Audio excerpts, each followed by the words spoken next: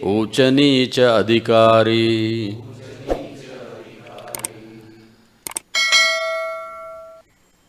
आजचा विषय आहे नामसंकीर्तन। पहिले 2 दिवस आपण पाहिलं की पाखंड खंडणं म्हणजे हरिभक्तीच्या विरुद्ध किंवा हरिभक्तीच्या आपल्या मार्गाच्या आड जे येणार आहेत अशा सर्व वरवर दिसणारा धार्मिक कृत्यांचा त्याग करणं। आणि मूळ उद्देश काय आहे तुकाराम महाराजांचा अवतीर्ण व्हायचा, बीज वाढे व्हावे नाम हेची आम्हा करणे काम। तुकाराम महाराज या कारणासाठी अवतीर्ण झाले। स्वतःच तुकाराम महाराज सांगतात की बीज वाढवावे नाम हेची आम्हा करणे काम। तर प्रत्येकाच्या हृदयामध्ये हरिनामाचं बीज, आणि हे कसं सहज शक्य होणार नाही, तीक्ष्ण उत्तरे घेऊन हाती। म्हणजे लोकांना पाहिजे ती उत्तरं द्यायची नाहीत, त्यांना गरज आहे। हां, जसे आमचे डॉक्टर प्रभूजी आहेत, करुणानिधी प्रभू आहेत। कालच मला सांगत होते की डॉक्टरला पितृत्व घ्यावं लागतं। हां, पेशंट की आता मी त्याच्यापेक्षा वयाने 4 पटांनी मोठा असेल कदाचित, पण पितृत्व घ्यावं लागतं। म्हणजे मला पाहिजे ते तू सांगणार नाही, मला माझं हित ज्याच्यामध्ये आहे तो मला सांगणार। तसं साधू जो आहे, संत जो आहे, हा सामान्य जणांना हित कळत नाही कशामध्ये आहे ते, आणि म्हणून त्याला थोडं कठोर व्हावं लागतं। म्हणून तुकाराम महाराजांनी तीक्ष्ण उत्तरे, माझी उत्तरं आहेत ती एकदम तीक्ष्ण आहेत। आणि माझ्यासमोर काय राव आणि रंक, छत्रपती शिवाजी महाराज आले तरी मी तेच सांगणार, आणि गावच्या खेड्यातला माणूस येईल त्याला मी तेच सांगणार। माझा विषय म्हणजे माणसं बघून बदलत नाहीत, कारण आजचे गुरु काही जे आहेत संत लोक माणसं बघून त्यांचे उपदेश बदलतात, पण माझा उपदेश आहे सगळ्यांच्यासाठी एकच आहे। तर तीक्ष्ण उत्तरे घेऊन हाती। आणि म्हणून मूळ उद्देश काय, बीज वाढवावे नाम, प्रत्येकाच्या हृदयामध्ये भगवंताच्या नामाचा गोडी वाढवावी, हाच सगळ्या शास्त्राचा हेतू आहे। आणि आपण पाहिलं आज त्याकडे आपण जास्त जाणार नाही की कलियुगामध्ये हरिनाम संकीर्तन एकच श्लोक आपण पाहू, हरेर्नाम हरेर्नाम हरेर्नामैव केवलम कलौ नास्तेव नास्तेव नास्तेव गतिरान्यता। म्हणजे कलियुगामध्ये फक्त हरिनाम हरिनाम आणि हरिनाम, दुसरा कुठला उपाय नाही। आणि हे हरिनामसुद्धा जे आहे हे काही आता लोकांना वाटतं की प्रभुपादांनी शोधून काढलेला हा मंत्र आहे, पण सृष्टीच्या उत्पत्तीच्या वेळेपासूनचा आहे। आपल्याला माहिती आहे नारद आणि ब्रह्मामधला हा संवाद। तर हरे कृष्ण कृष्ण कृष्ण हरे हरे, हरे राम राम राम हरे हरे। इति षोडशाक्षर नामनादो कलौ सर्व किल्बिष नाशिनो नाथरो परतरो पाया सर्व वेदेशी दृश्यते। आता ब्रह्माजी प्रमाण देत आहेत, सर्व वेदेशी दृश्यते, सर्व वेदांचंही प्रमाण आहे, जसं की माझं मत नाही आहे। काय आहे, इति षोडशाक्षर, हे 16 अक्षराचा महामंत्र। कलौ सर्व किल्बिष नाशिनो, कलियुगातली सगळी किल्बिष म्हणजे नाश करणारा याच्यामध्ये शक्ती आहे। ना तरो परतरो पाया, दुसरा कुठला उपाय नाही। सर्व वेदेशी दृश्यते, सगळ्या वेदांचं हे काय आहे, प्रमाण आहे, किंवा सर्व वेदांचा हा सार आहे। तर तेच तुकाराम महाराज सांगतात की वेद अनंत बोलीला अर्थ हेतुकाची साधीला, विठोबाशी शरण जावे निजनिष्ठे नाम घ्यावे। की वेद अनंत बोलीला, अनंत याचा 2 अर्थ आहे। अनंत याचा अर्थ भगवान श्रीकृष्ण, आणि दुसरा आहे वेद म्हणजे अनेक विषय वेदामध्ये सांगितलेले आहेत। वेदामध्ये सगळे विषय सांगितलेले आहेत, अगदी शरीराची काळजी कशी घ्यायची याच्यापासून ते मन बुद्धी अहंकार आणि आत्मस्त्र कशी करायची, सगळे असं सांगितलं आहे। व्यासोच्छिष्टम जगत सर्वम, व्यासदेवाने असा कुठलाही विषय सोडलेला नाही की ज्याच्यावर त्यांनी भाष्य केलेलं नाही। कुठलाही विषय घ्या, सगळ्यावरती व्यासदेवाने भाष्य केलं आहे, पण अर्थ त्याचा रहस्य काय आहे, त्या सर्वाचं सार काय आहे, कारण आपल्या कलियुगामध्ये एवढी बुद्धी नाही आहे। विठोबाशी शरण जावे, भगवान श्रीकृष्णाला विठोबाला शरण जावं, आणि शरण जाण्याची सुरुवात कुठे होते, निजनिष्ठे नाम घ्यावे, भगवंताच्या नामाचं नामस्मरण करणं ही शरणागतीची सुरुवात आहे। जोपर्यंत आपण नामस्मरण करत नाही तोपर्यंत आपण असं भगवंतासमोर प्रदर्शित करू शकत नाही की मला तुम्हाला शरण व्हायचं आहे, कारण नामस्मरणाचा अर्थ आहे भगवंताची सेवा। शरणागत झाल्याशिवाय आपण सेवा करू शकत नाही। आणि म्हणून तुकाराम महाराज सांगतात की विठोबाशी शरण जावे निजनिष्ठे नाम घ्यावे। सगळी शास्त्र वगैरे आपल्याला वाचायचं काय गरज नाही, फक्त गीता भागवत कीर्ती श्रवण अखंड चिंतन विठोबाचे हे सार दिलेलं आहे। आम्ही ज्यावेळेला लहान होतो आमच्या शाळेवरती हे लिहिलं, पूर्वी शाळेच्या तुळ्या असायच्या, अशा त्या तुळेवरती असं एक लिहिलेलं होतं की गीता भागवत कीर्ती श्रवण अखंड चिंतन विठोबाचे। ते लहानपणी आम्हाला कळालं नाही, जोपर्यंत आमची भेट प्रभुपादांशी झाली नाही तोपर्यंत आम्हाला कळालं नाही, पण किती सुंदर, म्हणजे आमच्या संस्कारसुद्धा कसे होते शाळेमध्ये, की आजकाल ते दुसरी कुठलं तरी मार्टिन काय सांगतोय किंवा आइन्स्टाईन काय सांगतो त्याच्याबद्दल लिहिलं जातं. गीता भागवत हा ॲक्च्युली जीवनाचा मंत्र आहे. पूर्ण जीवनभर तुम्ही एकच वाक्य जरी पाहिलं तुकाराम महाराजांचं, गीता भागवत करती श्रवण अखंड चिंतन विठोबाचे, जीवनाचं ध्येय प्राप्त झालं, पूर्ण जीवन शुद्ध झालं. तर सकळ शास्त्रांचा विचार अंती इतुकाचे निर्धार, 18 पुराणे सिद्धांत तुका म्हणे हेची हेत. तर आपल्या मनुष्य जन्माचं हित कशामध्ये आहे? सगळ्या शास्त्रांचा हाच विचार आहे आणि सगळ्या शास्त्रांनी हाच निर्धार दिलेला आहे आणि 18 पुराणांचा हाच सिद्धांत आहे की काय आहे? निजनिष्ठा नाम घ्यावे, विठोबाची शरण जावे, निजनिष्ठा नाम घ्यावे. म्हणजे हरिनाम संकीर्तन जे आहे हे सगळ्या शास्त्राचं सार आहे. तर ह्या निष्कर्षापर्यंत जर आपण येत नसू तर आपण शास्त्र समजलं नाही. आणि म्हणून ह्याला मर्म म्हटलेलं आहे. मर्म ह्याचं रहस्य. तर हे रहस्य जे आहे सगळ्या शास्त्रांचं, आता हे सुद्धा भगवद्गीतेमध्ये भगवान श्रीकृष्ण पहिल्या अध्यायामध्ये सांगतात आपल्याला की त्रैगुण्यविषयात वेदात निस्त्रैगुण्य भवार्जन निर्द्वंद्व नित्यसत्व निर्योगक्षेम आत्मवान. म्हणजे आत्मवान होणं महत्त्वाचं आहे. त्यासाठी 3 गुण 3 वेद, हे सगळे वेद भगवंतांनी सांगितलेले आहेत. परंतु भगवान सांगतात की ते तुम्ही सोडून द्या, त्याचा तुम्ही अभ्यास करू नका. आत्ता जे मी सांगतोय, कारण ते 3 गुण जे आहेत हे सगळे वेद जे आहेत हे 3 गुणावरती आधारित आहेत, त्यांच्यासाठी ते नाही. पण तुम्हाला जर निर्द्वंद्व म्हणजे द्वंद्वातून मुक्त व्हायचं असेल, निर्योगक्षेम पूर्णपणे भगवंतावरती अवलंबून राहायचं असेल, आत्मवान आणि सगळ्यात महत्त्वाचं आत्मस्थितीवरती जर तुम्हाला उन्नती करायचं असेल तर आता मी जो सांगतो तो उपदेश आहे का, पाठीमागे मी सांगितले ऐकू नका. पाठीमागचं जे सांगितलेलं आहे हे सगळ्यांच्यासाठी आहे, इन जनरल. म्हणजे मेडिकल शॉप आहे, पण तुमचं औषध काय मी आता सांगतो. इन जनरल मेडिकल शॉपमध्ये भरपूर औषधं असतात, पण तुमचं औषध काय? आत्मवान. त्याच्यासाठी मी भगवद्गीता सांगतो. आणि शेवटी 18 अध्याय सांगितल्यानंतर शेवटी अर्जुनाला विचारतात, आता मी तुला सांगतो की इदम तू ते गुह्यतरम, गुह्यात म्हणजे मी आता तुला गुह्य सांगितलं, जे रहस्य सांगितलं त्या सगळ्यातलं रहस्य आता मी तुला सांगतो. म्हणजे पुरी भगवद्गीता ही रहस्यच आहे, परंतु त्या सगळ्याच रहस्य आता मी तुला सांगतो. म्हणजे बाकी काही समजलं ठीक आहे, नाही आहे. मन्मना भाव मदभक्तो मद्याची माम नमस्करू मामई वैशी सत्यम ते प्रतिजानी प्रियोसमे. हे सगळ्या भगवद्गीतेतलं रहस्य आहे. आता हे रहस्य कोणालाच सापडत नाही, ओपन आहे, ओपन सिक्रेट असं म्हणतो आपण, ते कोणालाच सापडत नाही. ह्याचं कारण का? मन्मना भाव मदभक्तो, भक्तीच कोण करत नाही तर मग रहस्य कसं समजणार? कारण भक्ती केल्यानं भगवद्गीता आपल्याला समजते, वाचण्यानं नाही. म्हणून भगवद्गीतेमध्ये सांगतात की नाहम वेदेन न तपसा न दानेने छेज्जया भक्त्या अत्वानन्या. की कुठलेही आपण वेद वाचले असं नाही. रावण चतुर्वेदी होता, ब्राह्मण, काय उपयोग झाला त्याचा? वेद काही समजला नाही. तर सगळ्या वेदांचं सार जे आहे ही भक्ती, जे रहस्य स्वतः भगवद्गीतेमध्ये भगवान उघड करतायत, उघड रहस्य आहे. मन्मना भाव मत भक्तो. आणि एकच लाईन 2 वेळेला भगवद्गीतामध्ये येते, मन्मना भाव मत भक्तो मद्याची माम नमस्करू. ही एक लाईन 2दा येते, 6व्या अध्यायात 18 अध्यायात मध्ये आणि शेवटी. तर पूर्ण भगवद्गीतेचं सार आहे भगवंताची सेवा, भगवंताची भक्ती. आणि हे सगळ्या शास्त्राचं रहस्य आहे. हा या अभंगाचा अर्थ आहे. सगळे शास्त्र, सगळे पुराण, सगळा सिद्धांत जर आपण हरिनाम घेतलं पाहिजे आणि भगवंताला शरण केलं पाहिजे, ह्या जर निष्कर्षाला येत नसेल तर आपला अध्यात्म अपूर्ण आहे. आपण जे काही शास्त्र वाचतो, जी काही पुस्तकं वाचतो, हे सगळं अपूर्ण आहे. आणि म्हणून भागवतमध्ये सुद्धा शेवटच्या अध्यायामध्ये जो एक श्लोक आहे,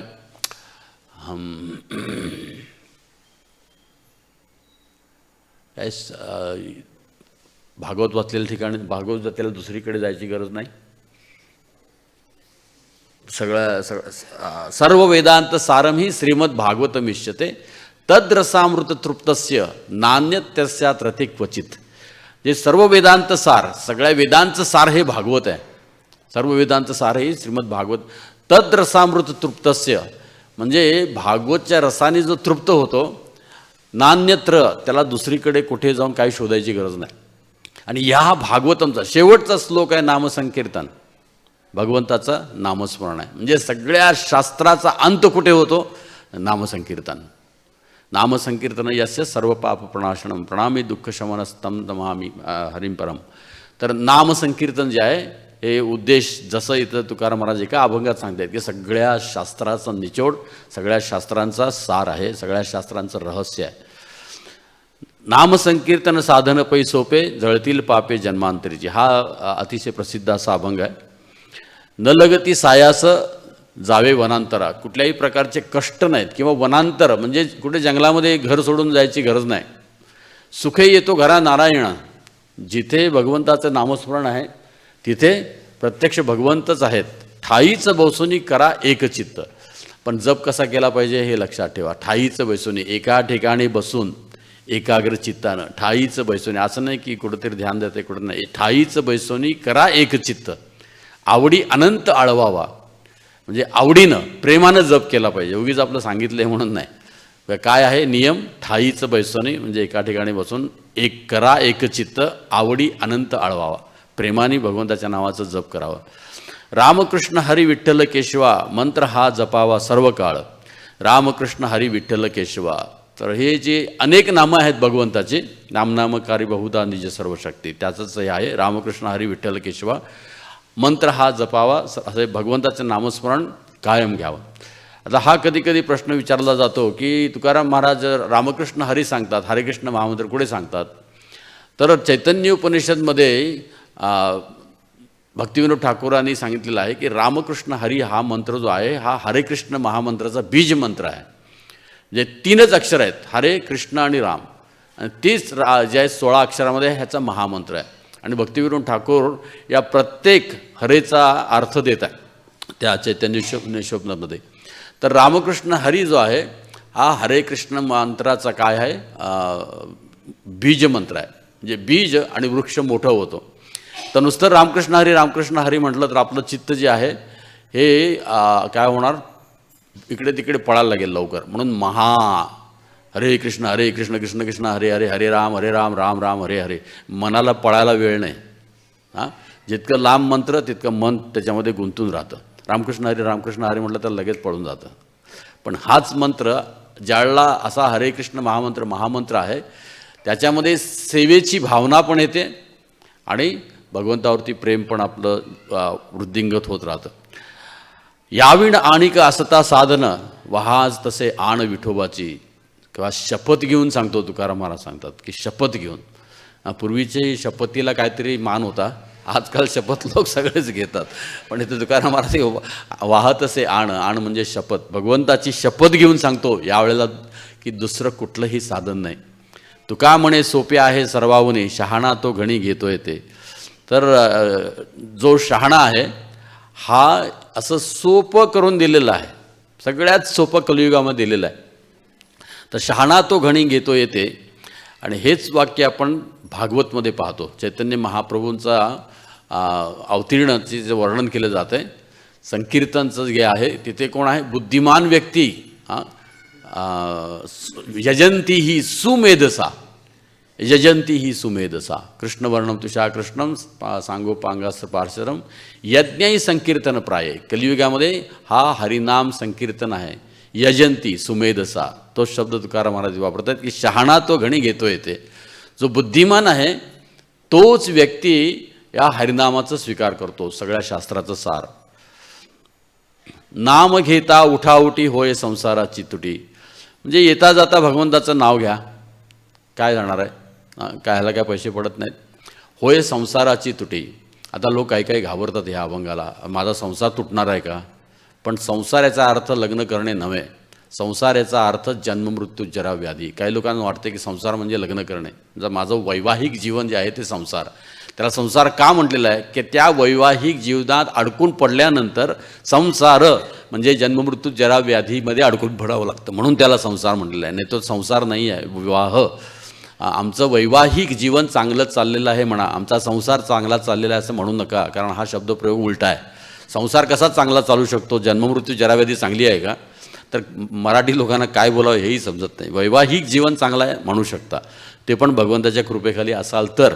संसार माझा व्यवस्थित चालला आहे म्हटलं तर तुम्ही अज्ञानामध्ये आहात. संसार होय संसाराची तुटी. ह्याचा अर्थ आहे की संसाराची तुटी म्हणजे जन्ममृत्यू जराव्याधीचा हे सर्कल किंवा जे सायकल आपल्या पाठीमागे लागलेलं आहे चक्र, ते तुटेल.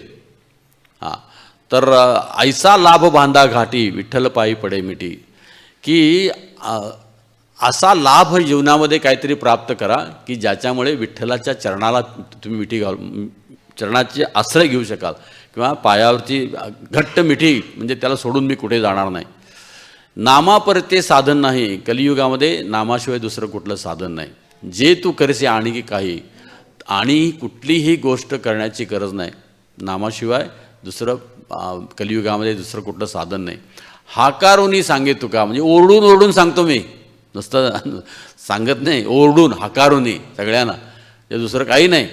नाम घेता राहू नका, दररोज हरिनाम जप केल्याशिवाय राहू नका. तुकाराम महाराज सांगतात हाकारूनी सांगे तुका, म्हणजे जोरजोराने सांगतोय सगळ्यांच्या उद्धारासाठी.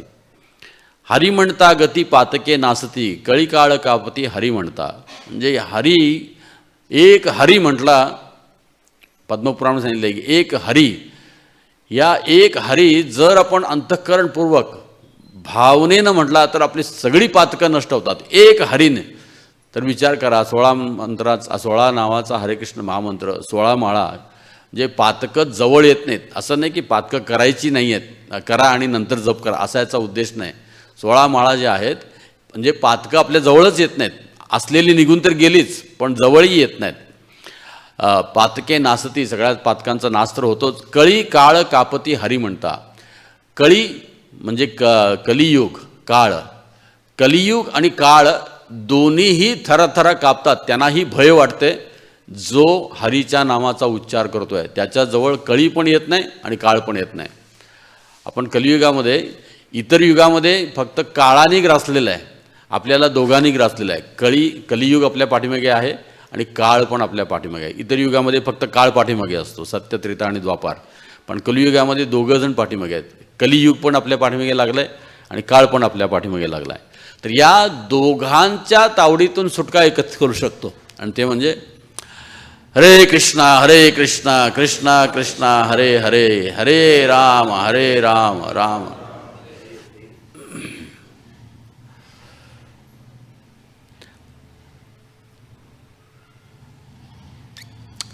हरी म्हणता भुक्ती, हरी म्हणता मुक्ती, चुके यातायाती हरी म्हणता. की हरी म्हटल्यानंतर सर्व भोग केले तरीसुद्धा त्यातनं मुक्ती मिळते. याचा अर्थ असा नाही की आपण भोग करत राहिलं पाहिजे. म्हणजे आपलं जीवन हे भगवंताला समर्पित केल्यानंतर तो भोग राहत नाही, ती सेवा राहते. म्हणून आपण जे केलेले भोग असतात, भगवत भक्तीमध्ये नसेल तर त्याचे परिणाम आपल्याला भोगावे लागतात. पण जी भुक्ती म्हणजे जे भोग आपण केलेले आहेत, आता शरीर म्हटल्यानंतर आहार निद्रा भय नेथून येणारच. तर हे सुद्धा नुसते पशुसारखे करत राहिले तर आपल्याला भोग प्राप्त करावे लागतात. पण हेच सर्व गोष्टी, आहार भगवंतासाठी, निद्रा भगवंतासाठी, मैथून भगवंतासाठी आणि रक्षण पण भगवंतासाठी, हे केले तर हा भोग नाही आहे, ही सेवा आहे. तीच गोष्ट जी आहे आहार निद्रा भय मैथून, नुसतं जर स्वतःची तृप्तीसाठी केलं तर ते पशुजीवन आहे. पण तेच जर भगवंताच्या भगवंतासाठी केलं तर ती सेवा आहे. तर म्हणून म्हणतात की हरी म्हणता भुक्ती, असे जे केलेले भोग असतात त्यातनंही मुक्ती मिळते. चुके यातायाती, यातायात म्हणजे जाणं येणं, जन्ममृत्यू जरा व्याधी, ते पण केवळ हरी म्हणता आपण जपू, यातायात चुकेल आपली. तपे अनुष्ठान न लगती साधने, कुठल्याही प्रकारची तपस्या कलियुगामध्ये करायची गरज नाही, फक्त हरिनाम जप करणे. आणि अनुष्ठान म्हणजे काही काही लोक अनुष्ठान करतात, संकल्प करतात की मी असं करेन तसं करेन, निराळ्या प्रकारचे, काही करायची गरज नाही. आणि हा कुठलंही साधन लागत नाही, एक जपमाळ बस, कुठलंही साधन नाही. तुटती बंधने हरी म्हणता, फक्त साधन एक जपमाळ, परंतु ही जपमाळ आम्हाला सगळ्या बंधनातनं तोडते. तुका म्हणे भावे जपा हरीचे नाम, आणि म्हणून भावनेने जपा, नुसतं वर नाही, भावनेनं म्हणजे प्रेमानं जपा. इथे शब्द चुकलेला आहे काहीतरी प्रिंट करताना, मग शरण तुम्हा, क लांब नाही आहे, दुसरा काहीतरी शब्द आहे, मला आठवत नाही. तर हेच काय आहे, शरणागतीचं लक्षण आहे. शरणागतीचं लक्षण काय आहे, भावनेनं भगवंताच्या नावाचा जप करणं. लागून या पाया विनवितो तुम्हाला, करे टाळी बोला मुखे नाम. हा प्रचारकाचा मूड आहे किंवा प्रचारकाचा भाव आहे, नित्यानंद प्रभूचा भाव आहे. मी तुमच्या पाया पडतो, लागोनिया पाया, मी तुमच्या पाया पडतो, नम्रतेने विनंती करतो, विनवितो तुम्हाला, करे टाळी, हातानं टाळी वाजवा, मुखानं हरे कृष्णा कृष्णा कृष्णा हरे हरे, हरे राम राम राम हरे हरे. हाताने टाळी वाजवा आणि मुखानं हरिनाम घ्या. विठ्ठल विठ्ठल म्हणा वेळोवेळा, विठ्ठल विठ्ठल म्हणा. हा सुखसोहळा स्वर्गी नाही, की हे कीर्तनामध्ये, भगवंताच्या सेवेमध्ये, हरिनामामध्ये जे सुख आहे हे स्वर्गामध्ये सुद्धा नाही. स्वर्गातल्या देवदेवतासुद्धा, भागवतमध्ये वर्णन आहे, स्वर्गातल्या देवदेवतासुद्धा या भारतभूमीमध्ये कलियुगामध्ये जन्म व्हाव्या म्हणून प्रार्थना करतात, तपस्या करतात. कारण तिथे पण हा सोहळा नाही. त्यांना सोहळा हा सासवडच्या मंदिरामध्ये मिळतो. मग कदाचित कोणी बसले असतील इथे, इंद्रचंद्र वगैरे, आपल्याला माहिती नाही. तर ह्या भागवत कथा जिथे चाललेली आहे, जिथे हरिनाम चालले, हसू नका, हे सत्य आहे. एकदा प्रभुपाद लेक्चर देत होते, 4च माणसं होती. तर त्यांनी सांगितलं की प्रभुपाद फक्त 4च माणसं आली होती, मी ॲडव्हर्टाईज केली. तर म्हणाले तुम्ही बघितलं नाही, नारद मुनी बसले होते, व्यासदेव ते बसले होते, ते आम्हाला दिसत नाहीत पण बसतात. आता माझ्या कथेमध्ये नाही येतील, ते प्रभुपादांच्या कथेमध्ये येतात, कमीत कमी शुद्ध भक्तांच्या कथेमध्ये येतात. हा सुखसोहळा स्वर्गी नाही. जे कीर्तनामधला आनंद, भक्तांच्या संगतीतला आनंद, हा स्वर्गामध्ये सुद्धा हे सुख नाही. कृष्ण विष्णू हरी गोविंद गोपाळ, मार्ग हा प्रांजळ वैकुंठीचा. म्हणजे ही भगवंताची अनेक नामं आहेत. प्रांजळ म्हणजे अतिशय सोपा वैकुंठाचा हा मार्ग आहे. सकळांशी आहे येथे आहे अधिकार, कलियुगी उद्धार हरिनामे. इथे लहान थोर कोण नाही, कुणीही येऊ शकतं आणि कुणीही जप करू शकतं. जसं पहिल्या दिवशी मी सांगितलं की देवी देवतांची उपासना केल्यावरती तुम्हाला फळ जे प्राप्त होते तुमच्या गुणकर्म, त्याच्यानुसार तुमचे गुण तसे असले पाहिजे, तुमचे कर्म तसे असले पाहिजे, तर तुम्हाला देवदेवता काय द्यायचं ते तुम्हाला देतात. नुसत्या मागण्यानं मिळत नाही. परंतु भगवंताकडे आल्यानंतर भगवंतांना जे द्यायचं आहे तुम्ही न मागता देतात आणि त्याला पात्रताही काही नाही. विचार करा, भगवंताकडे आल्यानंतर फक्त मला सेवा द्या, एका एवढ्या नम्र शब्दाने भगवंत स्वतःलाच अर्पित करतात, जे अविनाशी आहे. पण इतर देवदेवतांनी इतके कष्ट करून, इतकं सगळं करून मिळवलेलं विनाशी आहे. तर इथे पात्रापात्र विचार नाही. भगवंताची भक्ती करताना पात्र अपात्र विचार नाही. गुणकर्म तुमचे काही असू द्या, देवदेवतांची उपासना करताना गुणकर्म विचारात घेतले जातात. पण भगवंताची भक्ती करताना तुमचं कर्म काय, तुमचे गुण काय, तुमची जात काय, तुमचे समाजामध्ये स्थान काय, तुम्ही कसे आहात, कुठलाही विचार भगवंत करत नाहीत. सकळांचे आहे ते अधिकार, कलियुगी उद्धार आदिनामे हरिनामे. आपण कोणीही असो, कसेही असो, सगळेजण या हरीच्या नावाचा जप करू शकतात. सगळ्यांना इथं अधिकार आहे. तुका म्हणे नामापाशी चारी मुक्ती, ऐसे बहुत ग्रंथी बोलियले. तुम्ही चारही मुक्तीसुद्धा प्राप्त करण्याची काही गरज नाही, वेगळा प्रयत्न करण्याची गरज नाही. सगळे ग्रंथ सांगतात की या हरिनामानंच तुम्हाला मुक्ती पण प्राप्त होते. नाम घेता वाया गेला ऐसा कोणी ऐकिला. असा कोण आहे का जगामध्ये? कुणी असं ऐकलं आहे का? एक तरी उदाहरण दाखवा. तुकाराम महाराज सांगतात की ज्यांनी नाम जप केला आणि वाया गेला. नाम न घेता सगळे वाया गेले हे आपण डोळ्यासमोर पाहतो. पण नाम घेतलं, ज्याने हरे कृष्ण महामंत्र आयुष्यभर भगवंताची सेवा केली, भगवंताचं नामस्मरण केलं, ऐसा कोणी ऐकेला, की असा कोण एक तरी आहे का की जो नाम घेतलं त्यांनी आणि त्याचा उद्धार झाला नाही. सांगा विनोवितो तुम्हासी संत महंत सिद्ध ऋषी. आणि हे कोणाला सांगतायत? की संतांना विचारतायत, महंतांना विचारतायत, सिद्ध लोकांना विचारतायत, ऋषींना विचारतायत की मला सांगा असं कोणतरी एक तरी उदाहरण द्या की ज्यांनी नाम जप केला आणि तो वाया गेला. नामे तरला नाही कोण ऐसा द्यावा निवडून. की नाम ज्यांनी घेतलं आणि जो तरला नाही किंवा भवसागर त्यांनी पार केलं नाही, असं मला एखादं तरी निवडून सांगा. सलगीच्या उत्तरा. माझं हे थोडंसं सलगीचं म्हणजे अगदी जवळकीचं तुमच्याशी बोलणं आहे. तुका म्हणे क्षमा करा, मी तुम्हाला चॅलेंज करतो आहे. सलगीचं उत्तर म्हणजे मी तुम्हाला चॅलेंज करतो आहे. तुका म्हणे क्षमा करा. तुकाराम म्हणे मला क्षमा करा, मी तुम्हाला चॅलेंज देतो आहे, पण एक तरी दाखवा ज्याने हरिनाम जप केलं आहे आणि वाया गेला आहे. पण असं मी विचारतो ह्याच्याबद्दल मला क्षमा करा. म्हणजे किती नम्रतेने म्हणतात. की म्हणजे चॅलेंजचा याचा अर्थ आहे की उदाहरणच नाही आहे कुठे. एकही उदाहरण तुम्हाला सांगणे. बाकी सगळं काही कमवलं आणि वाया गेलेलं आपण भरपूर पाहतो सगळे. या जगामध्ये सगळेजण वाया गेलेलेच आहेत. पैसा, प्रतिष्ठा, जे जे काही पाठीमागे लागले सगळे वाया गेलेलेच आहेत. पण नाम घेतला आणि वाया गेला असा एकही तुम्हाला सापडणार नाही. मग कशाला मनुष्य जन्म आपण वाया घालवता. सारासार विचार करा उठाउठी, नाम धरा कंठी विठोबाचे. हे सारासार विचार करा. सार आणि असार. सार म्हणजे आवश्यक, असार म्हणजे अनावश्यक. या गोष्टीचा विचार करा. मनुष्य जन्मामध्ये कुठली गोष्ट आपल्याबरोबर येणार आहे आणि कुठली गोष्ट आपल्याला इथेच सोडायची आहे. सार असार करा विचार उठाउठी आणि लगेच उठा. उत्तिष्ठ जागृत. नाम धरा कंठी विठोबाचे. आपल्या कंठीमध्ये भगवंताचं नाव धारण करा. हरे कृष्णा कृष्णा कृष्णा हरे हरे, हरे राम राम राम हरे हरे. तयाच्या चिंतने निरसेल संकट, तराल दुर्घट भवसिंधू.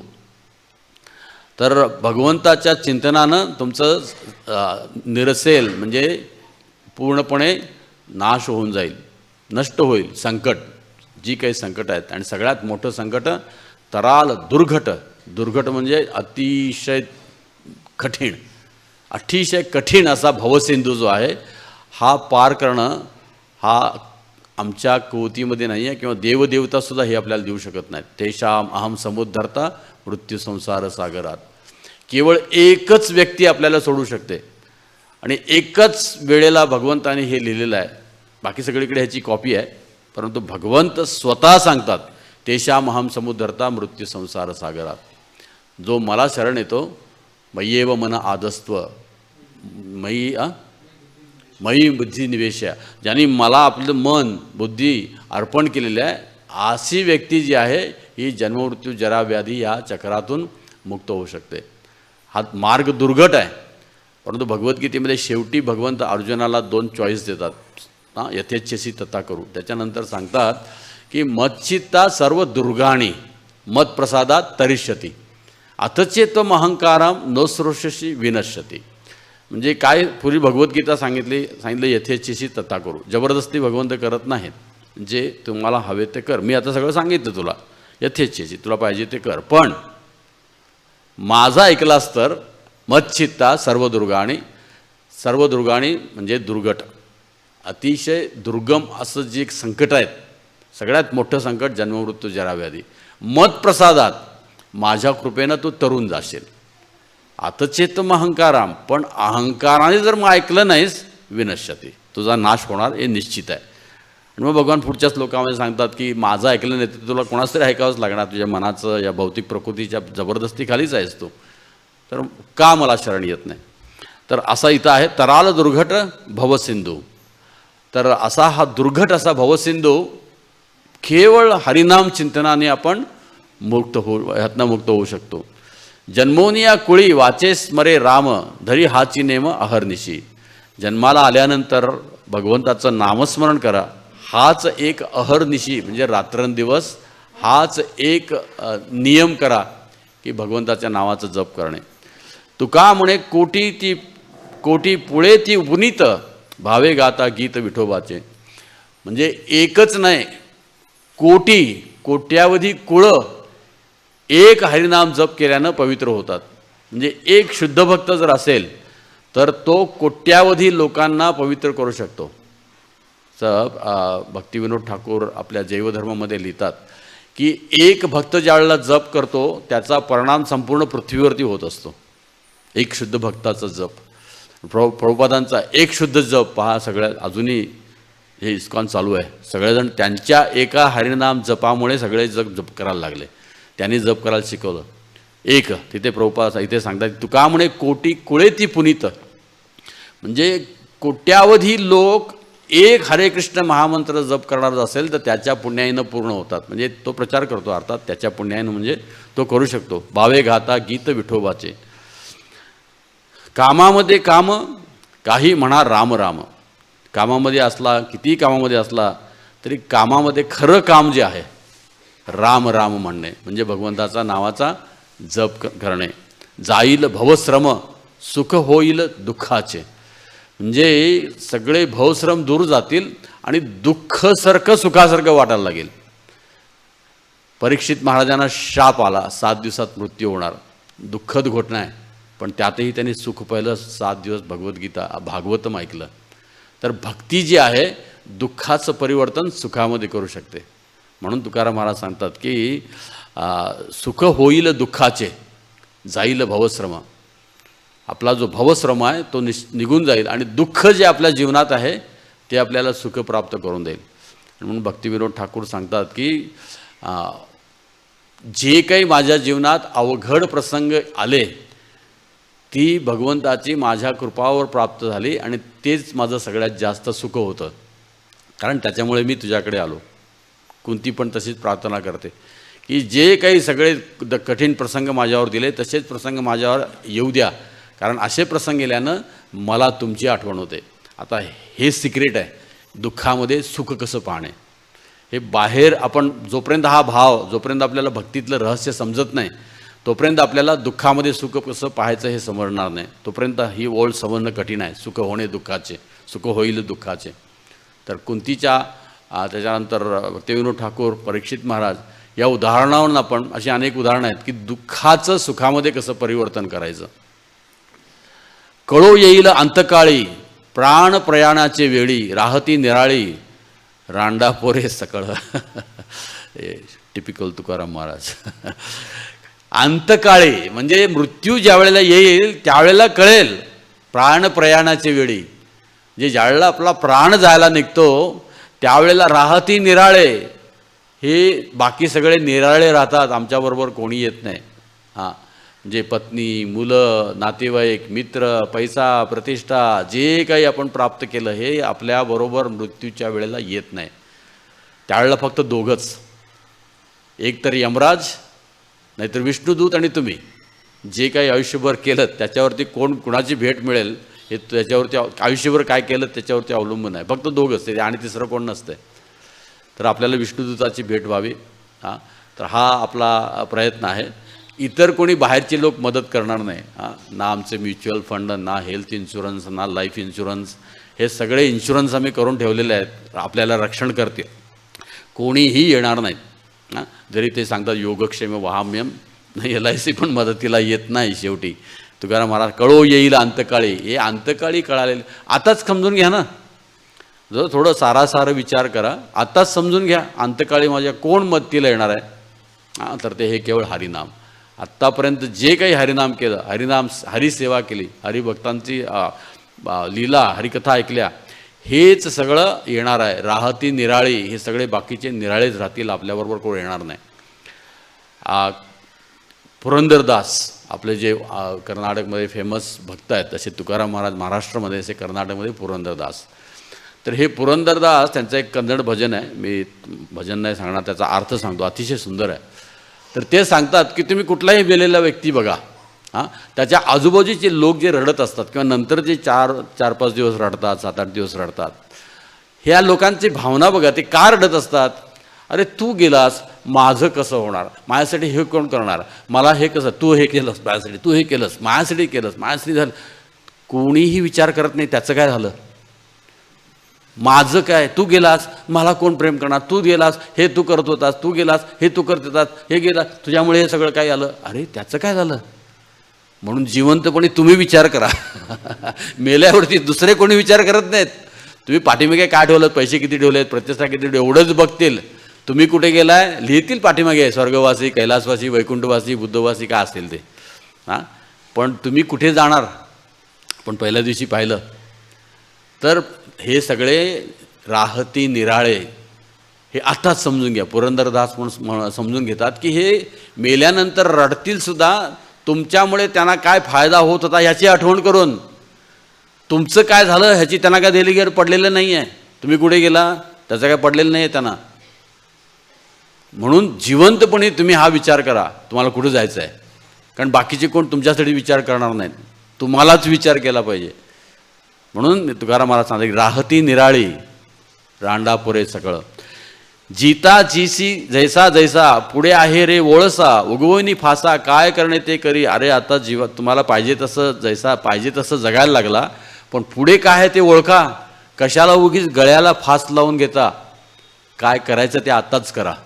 पुढे गळफास लागणार आहे, यमदूताचा गळफास लागणार आहे. केले होते याचे जन्मी अवघे विठोबाच्या नामे, तुका म्हणे वर्मे जाणून या तरती. तर याच जन्मामध्ये सुटका करून घ्या फक्त विठोबाचं नाव धारण करून. तुकाराम महाराज सांगतात की हेच सगळ्या धर्माचं वर्म आहे, रहस्य आहे. आणि हे जाणून घ्या की हेच तुम्हाला एक तारणहार आहे, म्हणजे भगवंताचं नाव. कळे न कळे ज्या धर्म, तुम्हाला इतर काय गोष्टी धर्माबद्दल कळल्या न कळल्या, शास्त्र माहीत असो न माहीत असो, काही चिंता करू नका. ऐका सांगतो रे वर्म. या सगळ्या शास्त्रांचं, सगळे धर्मग्रंथ, सगळे शास्त्र, सगळे सिद्धांत काही कळालं नाही कळालं, कारण कलियुगामध्ये आपली बुद्धी कमी आहे, आपल्याला काय समजत नाही. हा एक सांगतो, तो एक सांगतो, हे सांगतात हे करा, तो सांगतात ते करा, सगळ्यांच्याकडनं ऐकायचं, सगळे शास्त्र वाचायचं, एवढं सगळे. तुकाराम सांगतात की तुम्हाला कळालं न कळालं, ऐका सांगतो वर्म. तुकाराम सांगतात की मी तुम्हाला वर्म सांगतो, रहस्य सांगतो. माझ्या विठोबाचे नाव अट्टाहासे उच्चारा. अट्टाहासे म्हणजे हट्ट करून. आपण जसा अट्टाहासे पैसा कसा कमवतो, अट्टाहासे प्रतिष्ठा कशी कमवतो, अट्टाहास करतो नोकरी करण्यासाठी, अट्टाहास करतो सगळं जीवनामध्ये. अट्टाहास म्हणजे प्रयत्न, कठीण प्रयत्न तुम्हाला केले पाहिजेत. असं नाही की सहजासहजी येणारी गोष्ट आहे. कुठलीच गोष्ट सहजासहजी येत नाही. पैसा सहजासहजी येत नाही, शिक्षण सहजासहजी येत नाही. सगळ्यालाच कष्ट करावे लागतात. तेवढे कष्ट हरिनामामध्ये नाही आहेत. आपल्याला वाटतात कष्ट आहेत, कारण आपल्याला त्याची सवय नाही. अट्टाहासे, पण सुरुवात तरी करा. अट्टाहासे म्हणजे निश्चयपूर्वक हरिनाम करा. इतर काही शोधत बसू नका. तुम्हाला सगळं काही मिळालेलं आहे. तो या दाखविल वाटा, जया पाहिजे त्या नीटा, कृपावंत मोठा पाहिजे तो कळवळा. तर तो म्हणजे हरी आपल्याला वाट दाखवेल. जया पाहिजे, त्याला पाहिजे ती नीट वाल दाखवेल. कृपावंत, तो अतिशय कृपावंत आहे, अतिशय कृपावंत आहे. ज्यावेळेला आपण नामस्मरण करतो, तेषाम सततयुक्तानां भजतां प्रीतिपूर्वकम ददामी बुद्धियुगम तम तेन माम उपयांती ते. याच्यावरती आधारित ही ओळ आहे की जो हरिनाम जप करतो त्याला भगवंत मार्ग दाखवतात. तो या दाखविल वाटा. जया पाहिजे, त्याला भगवंताला भगवत धामा घेऊन जायची. तो कृपावंत आहे. पाहिजे तो कळवळा, त्याच्या अंतःकरणामध्ये तो कळवळा पण आहे. भगवंताच्या अंतःकरणामध्ये तो तुम्हाला मार्ग दाखवेल. कधी तेषाम सततयुक्तानां भजतां प्रीतियोगम तम. सतत भगवंताच्या नामाचं प्रीतिपूर्वकम, प्रेमानं भगवंताच्या नावाचं जप केला, भजन केलं. तदा मी बुद्धियोगम, त्याला मी बुद्धी देतो. माम उपयांती ते, माझ्याकडे कसं यायचं ते. बुद्धी देणारे भगवंत आहेत. पण हरिनाम जप केल्यानं आपल्याला भगवंताकडे कशी जायची ही बुद्धी देतात. म्हणून हरिनाम जप करणं महत्त्वाचं आहे. ह्याच्यासाठी हरिनाम तेषाम सततयुक्तानां भजतां प्रीतिपूर्वकम. इथे काल माताजीने प्रश्न विचारला, नुसती सेवा केली तर चालेल का? भगवंत इथे सेवेचा उल्लेख नाही करत. भगवान सांगतात सततयुक्तानां भजतां प्रीतिपूर्वकम, प्रेमाने माझा जप करा. ददामी बुद्धियोगम, भगवंतांनी सांगत नाही की माझी सेवा करा, मी तुम्हाला बुद्धी देतो. अर्थात जपाचा परिणाम आहे सेवा, पण ती कुठली भावना भगवत भावनेमध्ये केलं पाहिजे, त्यासाठी हा जप पाहिजे. तर ददामी बुद्धियोगम, मी तुम्हाला बुद्धी देतो की तेन माम उपयांती ते, की ज्यापुढे तुम्ही माझ्याकडे याल. तर त्यासाठी आहे की तो या दाखविल वाटा. तुकाराम महाराज सांगतात की भगवंत तुम्हाला वाट दाखवतील. तो कृपावंत आहे, त्याच्या अंतःकरणामध्ये कळवळ आहे. पुसता चुका होतो वाटा, सर्वे ओवाळ गोमटा, मोडो निधी काटा, घेऊ साठा चोराशी. इतर कुठल्या तुम्ही दुसऱ्या मार्गाने गेलात, हा सगळ्या मार्गावर तुमच्या काटे पसरलेले आहेत आणि सगळीकडे चोर तुमच्याकडे जे आहे हे चोरून नेण्यासाठी उभारलेले आहेत. जे तुमच्या मार्गावरती काटे आहेत. इतर कुठलाही मार्ग तुम्ही घेतलात तर त्या मार्गावरती काटे आहेत आणि तिथे चोर तुम्हाला भेटतील आणि सगळे तुम्हाला लुटतील. तुका म्हणे मोळ, पण हे मोल नलगे द्यावे वेचा बोल, विठ्ठल विठ्ठल ऐसा छंद मानसी. पण तुकाराम महाराज सांगतात की इथे हरिनाम जप करण्यासाठी तुम्हाला कुठलंही मोल, कुठलंही धन, काहीही द्यावं लागत नाही. आणि असा हा छंद मनाला लावून घ्या. पडता जड भारी दासी आठवावा हरी. जे ज्यावेळेला आपल्या जीवनामध्ये कुठलाही कठीण प्रसंग येतो, भागवतमध्ये सांगितलेलं आहे, जरी शिंक आली तरी आपल्याला भगवंताचं नामस्मरण करावं. आपण शिंक आल्यावरती काय करतो, ऐक किंवा ठेच लागली तर आई ग, हां, तर आई मदतीला येईल जोपर्यंत ती आहे तोपर्यंत, पण नंतर कोण? हरे कृष्ण. हां, तर ठेच लागल्यावरती हे विठ्ठला पांडुरंगा. आमची आजी किंवा आमचे वडील ज्यावेळेला काही झालं ना की असं भाजी करताना विडीवरती आमची आजी कापायची, एकदा तिचं हे कापलं, विठ्ठला पांडुरंगा. हे तुकाराम महाराज सांगतात की जीवनामध्ये असे ज्या वेळेला प्रसंग येतात, अशी ज्या वेळेला दुःख येतात त्यावेळेला हे कृष्णा, हरे कृष्णा असं सवय. हे कशासाठी? अशा छोट्या छोट्या दुःखामध्ये तुम्हाला जर हरे कृष्ण महामंत्राची सवय लागली तर मोठ्या दुःखामध्ये आपोआप लागेल. आणि सर्वात मोठं दुःख आहे मृत्यू. तर ती सवय, छोट्या छोटी तुम्हाला दुःख होतात, कुठे ठेच लागली, कुठे शिंक आली, कुठे काय थोडंसं कापलं, लागलं कुठेतरी, तर अशा वेळेला भगवंताच्या नामस्मरण आपल्याला आठवलं पाहिजे. तर अशी सवय करा. तुकाराम महाराज सांगतात की छोटे छोटे दुःखामध्ये हरिनामाचं, भगवंताची आठवण करा. असे आपले भक्त जे आहेत ना की समोर गाडी ॲक्सिडेंट होणार आहे तर ब्रेक दाबतात, कारण जोराने ओढतात, अय कृष्णा नरसिंहदेव. हां, तर ही आहे. म्हणजे कसं, तुम्ही तयार आहात हे तुम्हालाच खात्री येते, तुम्हालाच विश्वास वाटतो त्याच्यावरती, अरे भगवंत किती कृपाळू आहेत. छोट्याशा प्रसंगामध्ये मला जर स्वतःची आठवण करून देत असतील तर निश्चितच मला मृत्यूच्या वेळेला भगवंत आठवण करून देतील. हा विश्वास पण वाढत जाईल आणि तुम्हाला त्यातनं श्रद्धा पण उत्पन्न होत जाईल. म्हणून तुकाराम महाराज सांगतात की पाहता जडभारी दासी, म्हणजे मी सेवक आहे, या रूपानं भगवंताची आठवण करा. मग तो होऊ नेदी क्षण आळ घाली सुदर्शन. मग तुम्हाला तो कुठेही त्रास होऊ देणार नाही, कारण तुम्ही त्याच्या सुदर्शनानं तुमचं रक्षण तो करेल. नामाच्या चिंतेने 12 वाटा पळती विघ्ने. फक्त नामाचं स्मरण केल्यानं 12 वाटा आहेत, 10 दिशा खालीवर 12 वाटा. तर ह्या सगळ्या दिशेनं विघ्न, सगळी दुःख जी तुमची दूर जातील. तुका म्हणे प्राण करा देवासी अर्पण. कारण महाराज की फक्त तुमचा प्राणच या भगवान श्रीकृष्णाच्या चरणी, विठ्ठलाच्या चरणी अर्पण करा.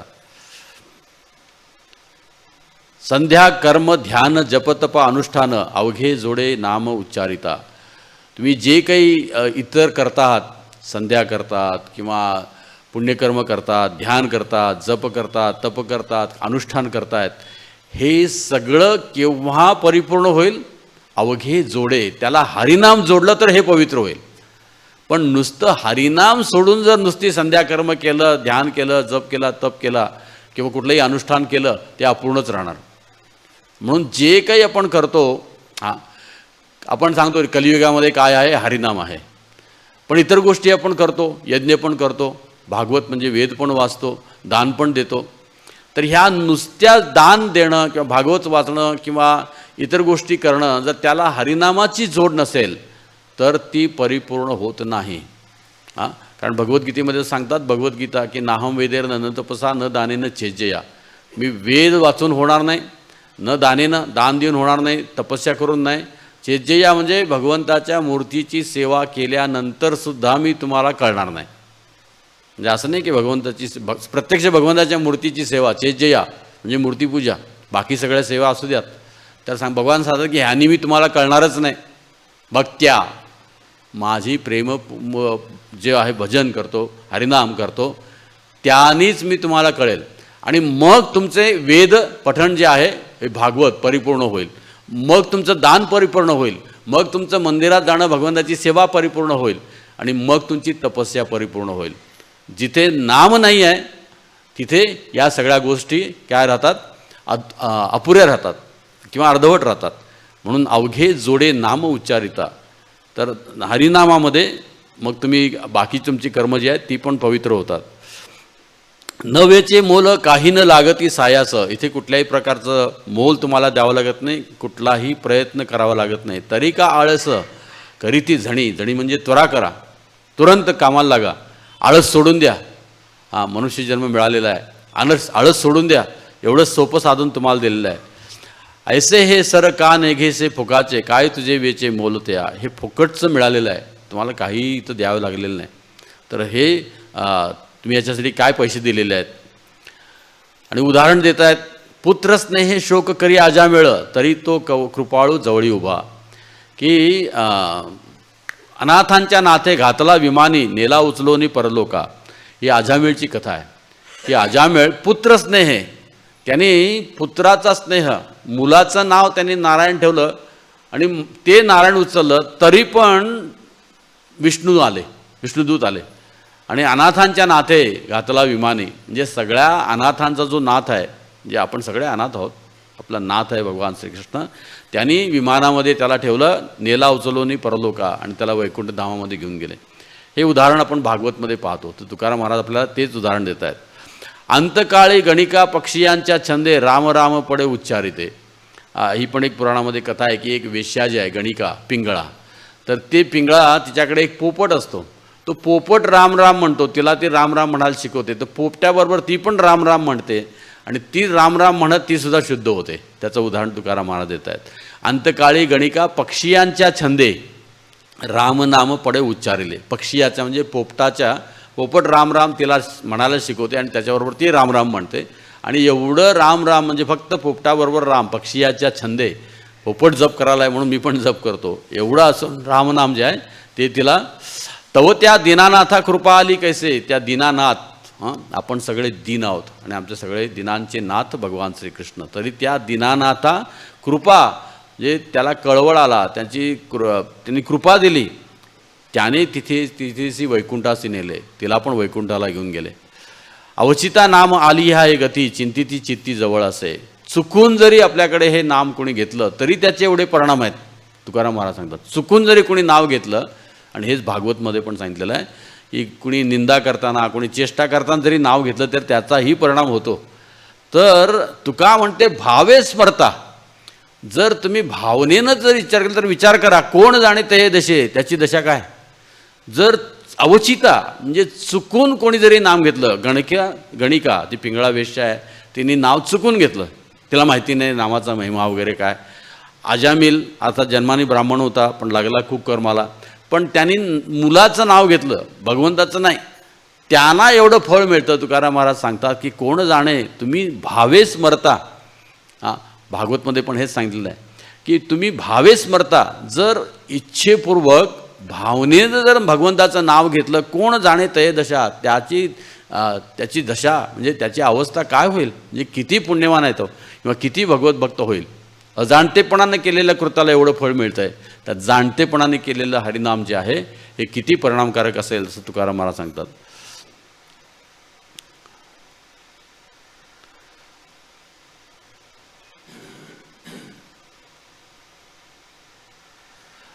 तर आपल्याला कलियुगामध्ये सांगितलं आहे की नामचिंतामणी कृष्ण चैतन्य रसविग्रहा पूर्ण शुद्धो नित्यमुक्तो अभिन्नो नाम नामिना.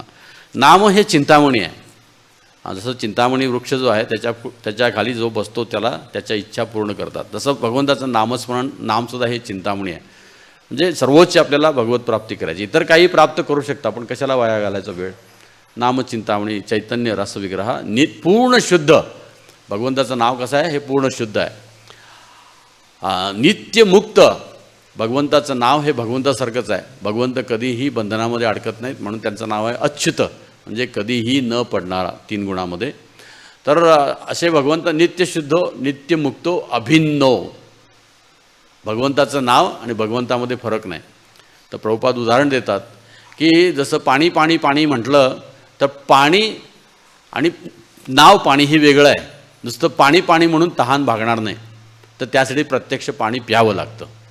ते प्रभुपाद उदाहरण देतात. त्याच तसं हे नाम नाही आहे. तर ज्यावेळेला तुम्ही हरे कृष्ण कृष्ण कृष्ण हरे हरे, हरे राम राम राम हरे हरे, यावेळेला तुम्ही नाम जप करता, तो कृष्ण म्हणजे कृष्ण आहे, नुसतं अक्षर कृष्ण नाही, अक्षर कृष्ण नाही. भेद नाही आहे दोघांच्यामध्ये, नामामध्ये आणि नामीमध्ये भेद नाही. कृष्ण या नावामध्येच कृष्ण आहे, वेगळा नाही. आता हे आपल्याला का कळत नाही, आपल्याला का अनुभव नाही, ह्याच्यावरती एक तुकाराम महाराजांचा सुंदर अभंग आहे की एवढी श्रद्धा आपली का नाही आहे. नसेल तरी आपण जप करावा, ही श्रद्धा येईल. तर तुकाराम महाराजांचा हा सुंदर अभंग आहे की नामनिष्ठा कशी असावी. 7 दिवसाचा जरी झाला उपवासी तरी कीर्तनाशी टाकू नये. 7 दिवस जरी आपण उपाशी असलो तरी जप करायचं सोडू नये. हरे कृष्णा कृष्णा कृष्णा हरे हरे, हरे राम. म्हणजे विचार करा, जे एक जन्माष्टमीचा दिवस आठवा, 7 दिवस सोडून द्या. असे 7 दिवस जरी उपवासी असेल तरीही जप करायचं सोडायचं नाही. इतका निर्धार पाहिजे, इतकी निष्ठा पाहिजे. 7 दिवस उपवासी राहायची, पण जप सुटला नाही पाहिजे. तितक्याच शुद्ध अंतःकरणाने, तितक्याच दृढ निश्चयाने, तितक्याच प्रेमाने 7 दिवस जप झाला पाहिजे. परीक्षित महाराज पहा, 7 दिवस त्यांनी भागवत कथा ऐकली, त्यांनी कशाचं चिंतन नाही केलं, ना झोपला, न प्याला, न खाल्ला. सुखदेव गोस्वामी त्याला विचारतात, अरे काय रे, तुला झोप येत नाही का, भूक लागत नाही का? तर म्हणते नाही, मी प्रसन्न आहे. हे जे तुमच्या मुखातून अमृत वाहत आहे ते इतकं आहे की मला कशाची आठवण होत नाही. तशी स्थिती झाली पाहिजे आपली जप करताना. मग 7 दिवसाचा जरी झाला उपवासी तरी कीर्तनाशी टाकू नये. 7 दिवस जरी आपल्याला उपाशी राहिलं तरी कीर्तन जप सोडू नये. आता हा स्तर पार केलात, पुढचा स्तर आहे, फुटो हे मस्तक तुटो हे शरीर परी नामाचा गजर सोडू नये. तुमच्या डोक्याचे 100 भाग झाले, हा शरीराचे तुकडे झाले तरी नामाचा गजर सोडू नये, नामस्मरण करणं सोडू नये. जे डोकं जरी फुटायला लागलं, डोक्याची शकलं झाली, तरी शरीराचे 1000 तुकडे झाले तरीसुद्धा हरिनाम सोडू नये. हरिदास ठाकूर हेच सांगतात. खंडे खंडे म्हणजे माझ्या शरीराचे जरी तुकडे तुकडे झाले तरी एक एक तुकडा हरे कृष्ण महामंत्र जपेल. कारण ही भावना आहे, ही श्रद्धा आहे. हे नुसतं कवितांनी केलेल्या कविता नाही आहेत. हा त्यांचा भाव आहे, हा त्यांचा अनुभव आहे, हा साक्षात्कार आहे की फुटो हे मस्तक तुटो हे शरीर परी नामाचा गजर सोडू नये. की जरी डोक्याची शकलं झाली, शरीराचे तुकडे झाले तरी नामाचा गजर सोडू नये. शरीराचे होत तेही 2 भाग, म्हणजे शरीराचे कोणी 2 भाग केले, एक भाग इकडे एक भाग तिकडे, परी कीर्तनाचा रंग साडून जाईल. म्हणजे तरी पण कीर्तनामध्ये जो आनंद येतोय तो प्राप्त करा, तो आनंदही प्राप्त होतो. तरी जप आपण साध्या सोप्या शब्दात जप सोडू नये. तर बघा की एवढं सगळं म्हणजे शरीराला होत असेल, मग आपल्याला प्रश्न पडतो की शरीराला कापलं जातं आहे, माझ्या शरीराचे तुकडे होते, मग जप कोण करतो? इथेच तर रहस्य आहे, इथेच तर रहस्य आहे. जप कोण करतोय? हे शरीर नाही करत, मी जप करतोय, म्हणजे आत्मा. शरीर हे साधन आहे. आणि म्हणून शरीर, आत्मा जो आहे हा पाहतो की माझं शरीर तुटतो तरी तो आनंदाने जप करतो. आणि हेच सांगितलेलं आहे भागवतमध्ये पण, परीक्षित महाराजांच्या कथेमध्ये, की एवढं आपण जर भगवत भक्तीमध्ये, काल एका माताजी प्रश्न विचारत होत्या की भगवत धामामध्ये जाण्यासाठी आपल्याला काय करावं लागेल, हे उत्तर आहे. भगवत धामामध्ये कशी आपण जाऊ? तर एवढी निष्ठा हरिनामामध्ये, एवढी निष्ठा हरिकथेमध्ये, एवढी निष्ठा हरिसेवेमध्ये असली पाहिजे की काही झालं तरी हे थांबलं नाही पाहिजे हरिनाम. कधी कधी लोक विचारतात, घरामध्ये सोयर आहे, सुतक आहे, हे आहे, ते आहे. हरिनामाला कुठलंही बंधन नाही, उलट जास्त करावं. अशा वेळेला ज्यावेळेला घरामध्ये प्रासंगिक दुःख येतात त्यावेळेला जास्त हरिनाम करावं. कुठेही हरिनामाचं बंधन नाही, कारण हरिनाम जे आहे हे आपल्याला भगवंताशी जोडतं. आणि ज्यावेळेला आपण भगवंताशी जोडतो आहोत त्यावेळेला दुःखसुद्धा सुखामध्ये परिवर्तित होतात. तर पण जप कोण करतो आहे? आत्मा. म्हणजे मी जप करतो आहे, हे शरीर जप करत नाही. शरीर हे साधन आहे. तर इतकी निष्ठा तुकाराम महाराज सांगतात की तुका म्हणे ऐसा नामी झाला निर्धार. एवढ्या निर्धारानं, एवढ्या निश्चयानं जो जप करतो ते निरंतर देव असे. त्याला कळेल की हरिनाम आणि भगवंत हे कसे वेगळे नाहीत, कसे हरिनाम म्हणजेच भगवंत आहेत. ही एवढा निर्धार पाहिजे, एवढी निष्ठा पाहिजे, एवढं भगवंताच्यावरती प्रेम पाहिजे, हरिनामावरती. एवढा ज्याचा निर्धार आहे की आयुष्यात दुसरं काय नाही, फक्त हरिनाम, असा ज्याचा निर्धार घेऊन जो जप करायला लागला आहे, मग शरीराचे तुकडे झाले किंवा उपाशी आहे, ह्या गोष्टी शरीरासाठी आहेत, आपल्यासाठी नाहीत. आत्मा हा वेगळा आहे. पण आपली तेवढी स्थिती नाही. तर आपल्याला काय आहेत? उपवास आहेत. तर उपवासाचा उद्देश म्हणजे खाणं कमी करणे नव्हे. उपवासाचा उद्देश आहे, अरे मी अन्नाशिवाय राहू शकतो, हा अनुभव. म्हणजे मी शरीर नाही, मी आत्मा आहे, हा अनुभव आपल्याला उपवासाला आला पाहिजे. मी अरे अन्नाशिवाय राहू शकतो, पाण्याशिवाय राहू शकतो.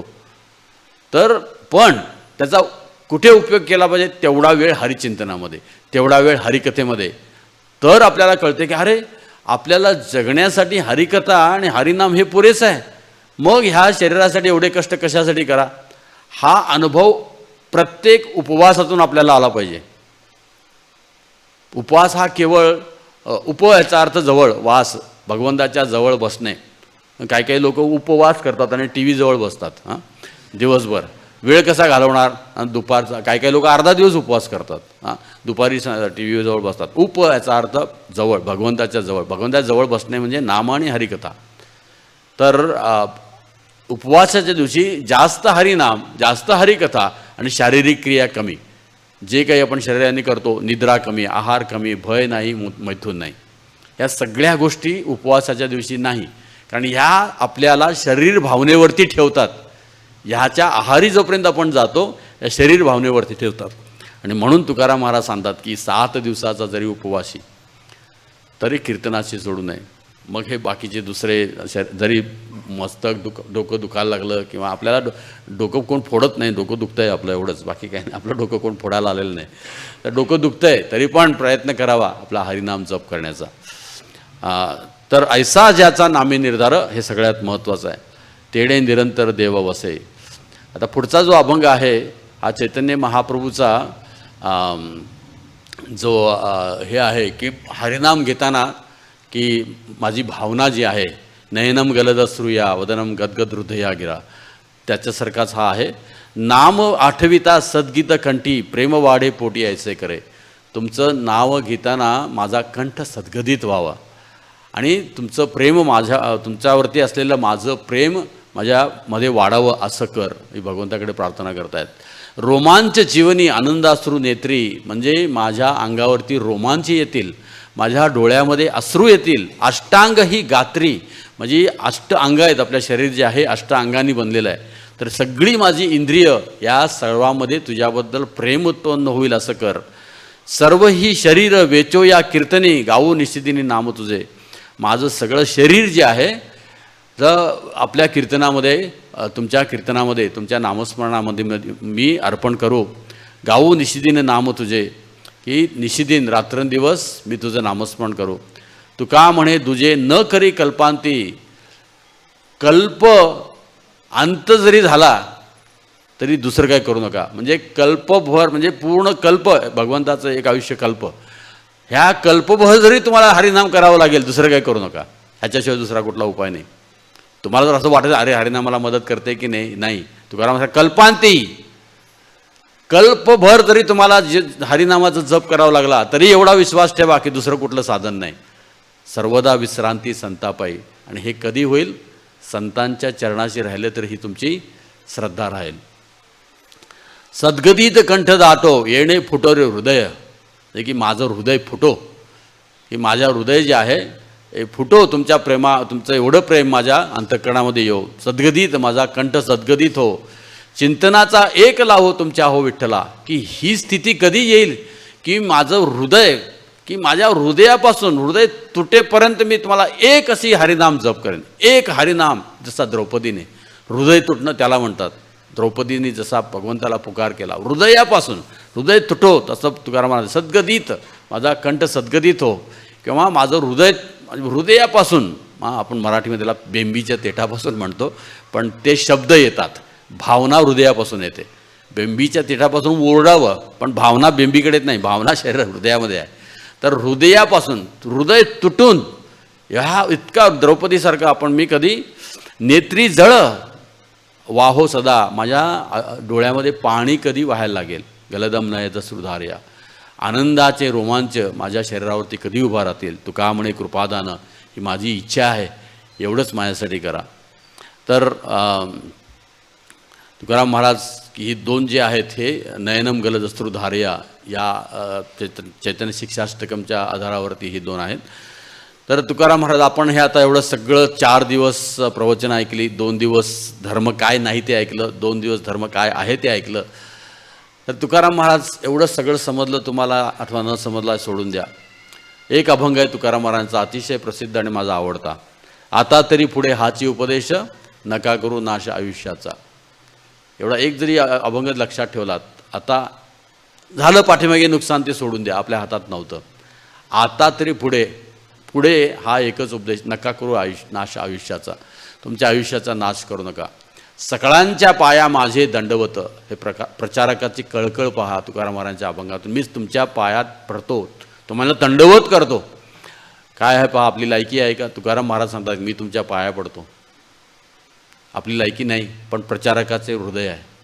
कळकळा, त्यांच्या हृदयातला तळमळ, की किती तळमळीनं हे आम्हाला कन्व्हिन्स, म्हणजे आपल्याला निष्ठून सांगतायत की हरिनाम घ्या, आयुष्य वाया घालवू नका.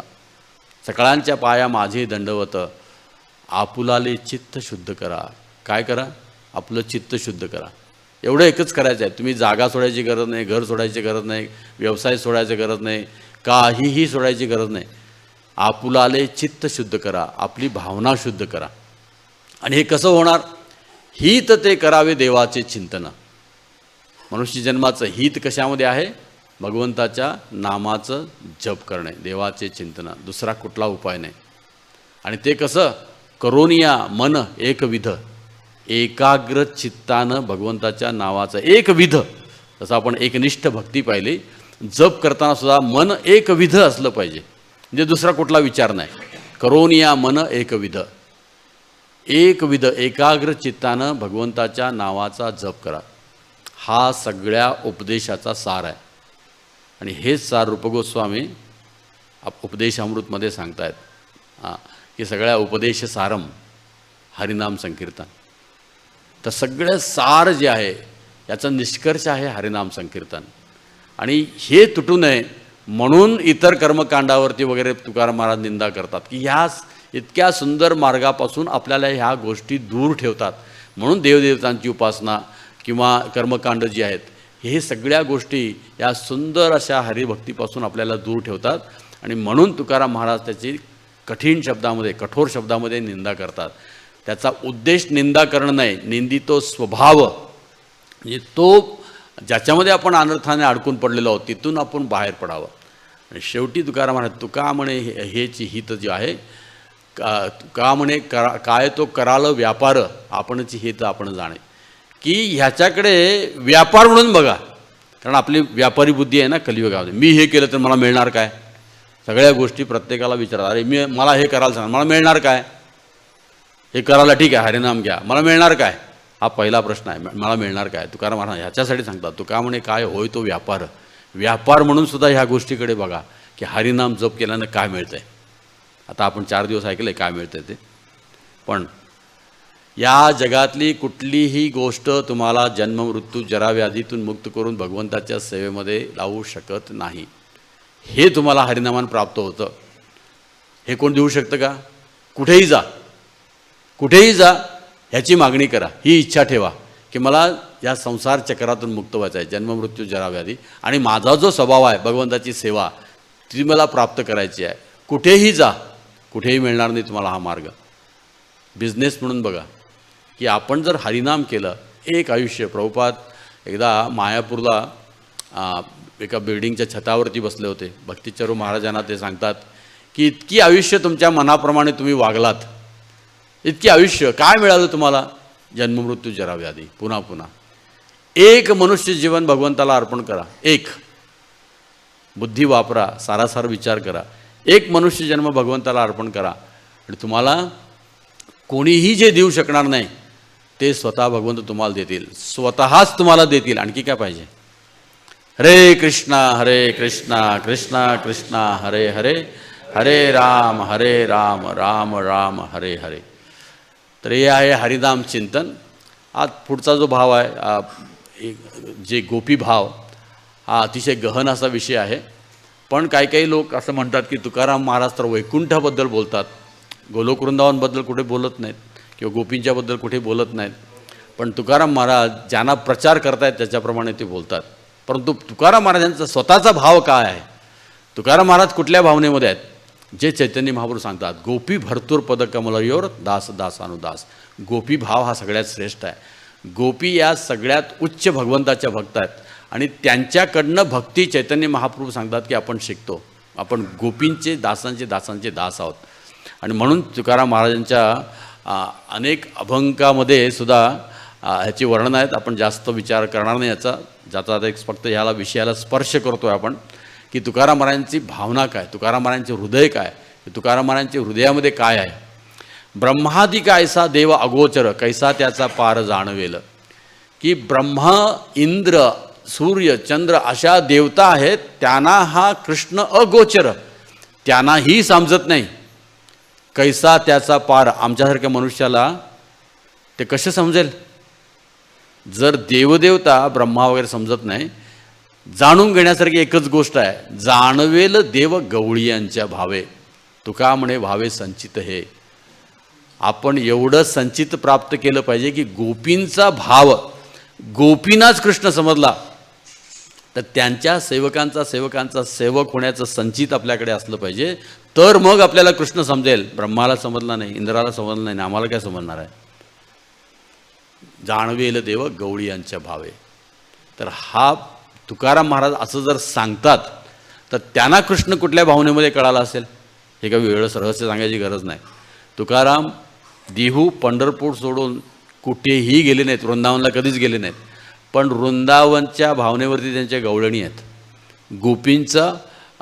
गोपी कशा कृष्णाची गोष्टी करतात किंवा कसं त्यांची ज्या लीला आहेत किंवा यशोदोबरोबर काय लीला करतात, या सगळ्या लीला तुकाराम महाराजांनी आपल्या अभंगातनं लिहिलेल्या आहेत. ते काय फक्त भागवत वाचून लिहिलेलं नाहीत, भंडाराच्या डोंगरावर बसून अंतःकरणामध्ये प्रकाशित होत आहेत आणि तशाच्या तशा त्या लिहित आहेत.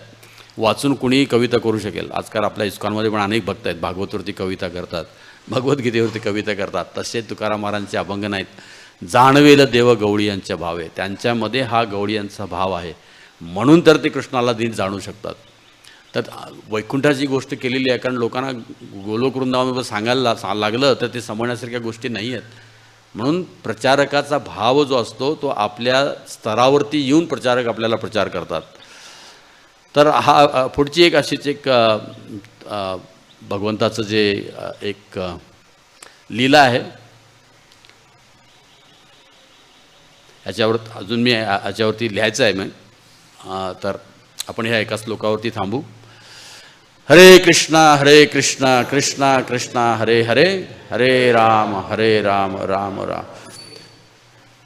तर गोपींचा भाव काय आहे ते एका अभंगामध्ये सांगतात की त्यांच्या पूर्ण पुण्या कोण लेखा करी, जीही तो मुरारी खेळविला. म्हणजे की ह्या गोपी ज्या आहेत तर त्यांचं पुण्य हे ब्रह्मासुद्धा प्रार्थना करतो की ह्या ब्रजवासियांचं काय पुण्य, ज्याच्या अंगणामध्ये कृष्ण खेळले.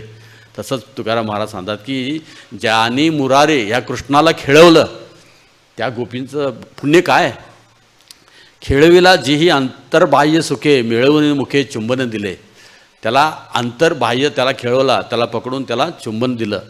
दिले सुखच त्याचे अंतरीचे, त्याला सुख दिलं. हे सगळ्यात महत्त्वाचं आहे. भगवत भक्तीमध्ये मला सुख काय मिळालं हा विचार नाही, भगवंताला त्याला सुख दिले अंतरीचे देवे, जो अंतःकरणात पण आहे आणि बाहेर पण आहे. जीही एका भावे जाणितला, त्याला एका भावनेनं त्याला जाणलं आणि त्याला शरण गेल्या. ज्यांची कृष्णी तन मन धन झाले रत, म्हणजे कृष्णामध्ये त्यांचं तन मन धन सगळं अर्पण त्यांनी केलेलं आहे. गृहपती सुत विसरल्या, म्हणजे स्वतःचं घर ते विसरले, स्वतःचा पती विसरल्या, स्वतःची मुलं विसरली. हा कृष्ण गोपींचा हा भाव तुकाराम महाराज सांगतात की ह्या भावनेमध्ये विषतया झाले धनमान जन, म्हणजे धन सन्मान या सगळ्या गोष्टी त्यांना विषासारख्या वाटू लागल्या एका कृष्णाशिवाय. वसविता वन एकांती त्या, त्यांचं चित्त कुठे, कृष्णाला मी एकांतामध्ये वनामध्ये कसं भेटेन. भोग त्याग दोन्ही नाही तयापाशी, तर कृष्णाकडे भोग पण नाही त्याग पण नाही. ते कुठला भोगही करत नाहीत त्यागही करत नाहीत, कारण स्वयंभू आहेत. कृष्णाला दुसऱ्याची मदत लागत नाही भोग करायला, आणि कृष्णाला गोष्ट त्याग करायची गरजच नाही, कारण त्याच्याच आहेत. त्यामुळे कृष्ण भोग पण करत नाही त्याग पण करत नाही. तुका म्हणे जैसी स्फटिक शिळा. स्फटिक जे आहे हे सगळ्या काय म्हणतात त्याला मेटल्स किंवा हिराला काय म्हणतात, हिरा काय आहे, हिरा सोनं वगैरे, हां स्फटिक जो आहे हा सगळ्यात शुद्ध समजला जातो. तसा कृष्ण आहे. म्हणजे एवढं सगळं करून तो आणखी एका अभंगामध्ये सांगतो की भोग भोगुनी हा असे हा ब्रह्मचारी. जे सगळे भोग गोपींच्या बरोबर नाचतो तरी हा ब्रह्मचारी आहे, असं तुकाराम महाराज आणखी एका अभंगामध्ये. तर असे हे तुकाराम महाराजचे अनेक गोपींच्या भावनेमधले, त्यांनी गोपींना कसं कृष्णाला प्रसन्न केलं, कशा त्या कृष्णाच्या भक्त होत्या, ह्याबद्दल अभंगामध्ये आपल्या वर्णन करतात. हा थोडा गहन विषय आहे. आपला हरिनाम ज्या वेळेला शुद्ध होईल, ज्यावेळेला सेवा आपण अशी करू हां, पण आपण चैतन्य महाप्रभूंचे तत्वज्ञान आहे ते गोपी भरतूर पदकमलयोर दास दास दास दासा अनुदास. अशा गोपींचे आपण दासांच्या दासांच्या दासांचे दास बनलो तर आपलं संचित पुण्यकर्म जमा होईल आणि मग कधीतरी आपल्याला हा गोपीभाव समजायला लागेल. तोपर्यंत आपण तुकाराम महाराज, श्रील प्रभुपाद यासारख्या शुद्ध भक्तांकडनं गोपी भाव जो आहे याचा आपण आदराने वंदन करतो. आपण त्या भावनेमध्ये जायचा प्रयत्न नाही करत. हरे कृष्णा कृष्णा कृष्णा हरे हरे, हरे राम राम राम हरे हरे. तर गेले 4 दिवस निष्कर्षापर्यंत आपण आलेलो आहोत. बीजे वाढवावे नाम. जर तुम्ही जप करत असाल तर वाढवा, करत नसाल तर सुरू करा. तर हाच उद्देश आहे. गेले 4 दिवस आपण जे प्रवचन ऐकलं की ह्या निष्कर्षापर्यंत आणणं आणि तोच तुकाराम महाराजांच्या जीवनाचा उद्देश आहे. बीज वाढवावे नाम. हरे कृष्णा कृष्णा कृष्णा हरे हरे, हरे राम राम राम हरे हरे. धन्यवाद. श्रील प्रभुपाद की जय. 10 मिनटं काही प्रश्न असतील तर